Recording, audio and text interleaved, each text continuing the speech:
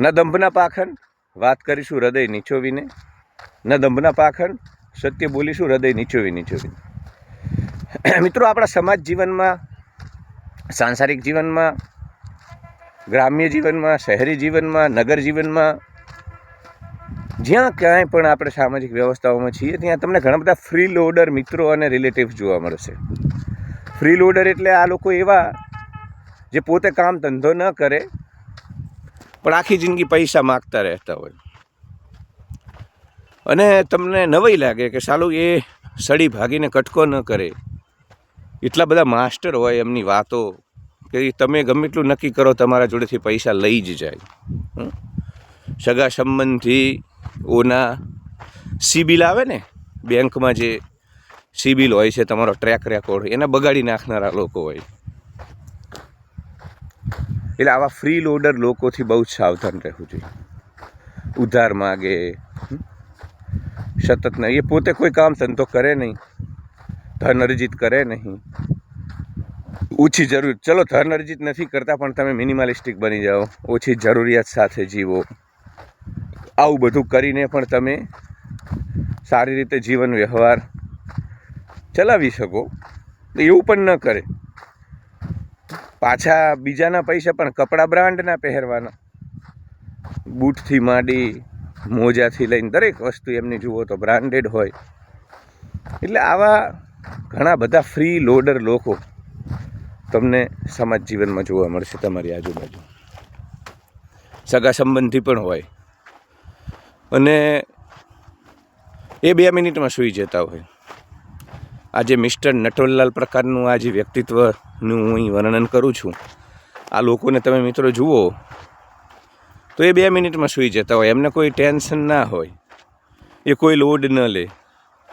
કોકના કાગળિયા ઉપર એમને ભેંસુના તબેલાની લોન લઈ લીધી હોય, હવે લોનવાળા પેલા ભાઈના ઘરે ધક્કા ખાતા હોય, એ આખું આખું ઘર ટેન્શનમાં હોય. અને આ જે ફ્રી લોડર પ્રકારના માણસો છે એ મજા કરતા હોય, આનંદમાં હોય, સુખ ચેનમાં જ હોય. એટલે એક આ પણ એવી મેટ્રિક્સ છે.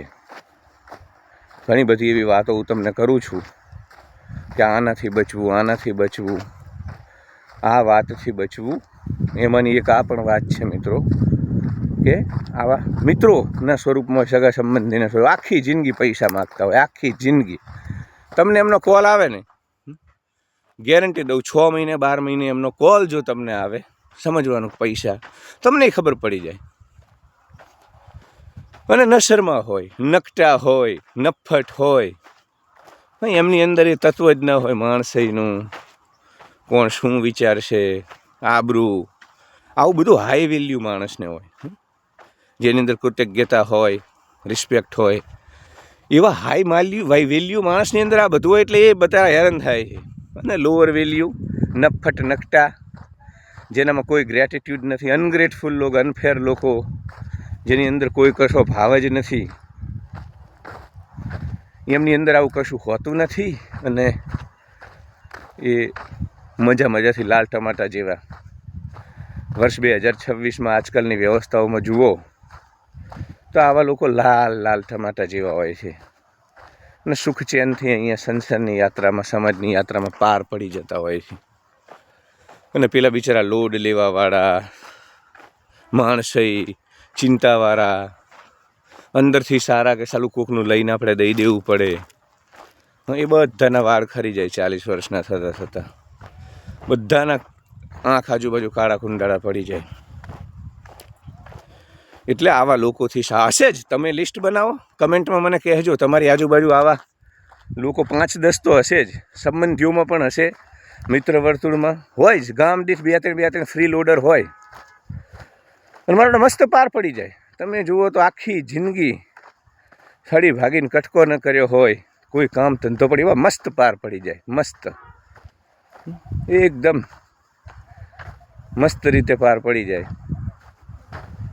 અને પેલા એ કહું જ છું કે એમને જેમના નામે ભેંસુની લોન ઉપાડી લીધી હોય, એ બિચારા બધા ટેન્શનમાં હોય, લોનવાળા ત્યાં આટા ખાય, અને આ મજામાં બેઠા હોય. એટલે દુનિયા આવી છે.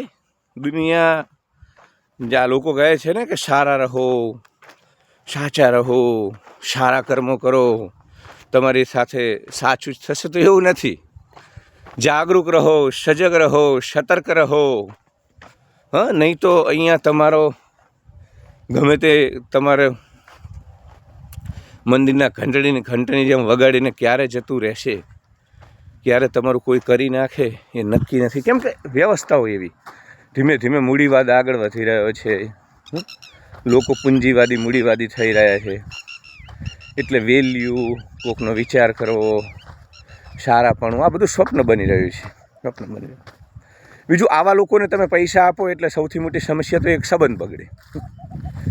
તમારી મિત્રતા, તમારો સંબંધ બગડવાનો જ. કેમ કે એમને આ લોકો 2 મિનિટમાં સૂઈ જાય.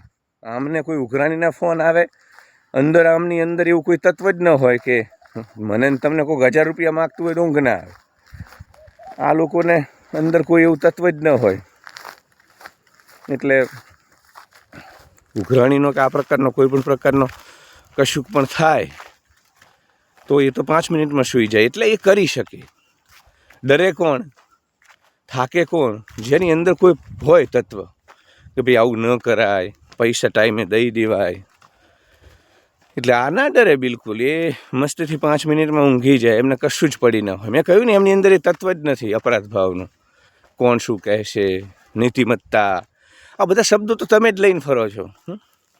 આ કલ્ટ પંથ સંપ્રદાયવાળા તમને આ બધા શબ્દો શીખવાડે અને તમે ગંભીરતાથી લઈ લો. આવું કશું હોતું જ નથી, કશું જ નથી. ફ્રી લોડર, કોઈનો વિચાર ના કરનારા લોકોને મેં 100 વર્ષ સુધી, 80 વર્ષ સુધી લાલ ટમાટા જેવા જોયા છે. અને બીજાની ચિંતા કરવાવાળા, બીજાનો વિચાર કરવાવાળા લોકોને ભરી જવાનીમાં મેં એમને ગઈઢા થઈ જતા, ઘરડા થઈ જતા જોયા છે. એટલે પાછું સંબંધ તૂટે. દઈને તમે દુશ્મન. અમથો જ તમારો ફોને ઉપાડે. તમે એક વખત મદદ કરી, પૈસા આપ્યા, પછી ફોન પણ ન ઉપાડે. એટલે સંબંધોની જાળવણી હોય કે અન્ય તમામ પાસાઓ હોય, આવા લોકો સાથે તમે જીતી ન શકો. કારણ કે તમે હાઈ વેલ્યુ માણસ છો. તમારી અંદર જે માણસાઈ વિચાર બધું છે એ ત્યાં છે નહીં. એટલે સારા સુમેળ ભર્યા સુગમ સંબંધો ન બગાડવા હોય અને શાંતિથી રહેવું હોય તો આવા લોકોને ઓળખી લેજો. જીવનમાંથી જલ્દી જ જાકારો આલજો.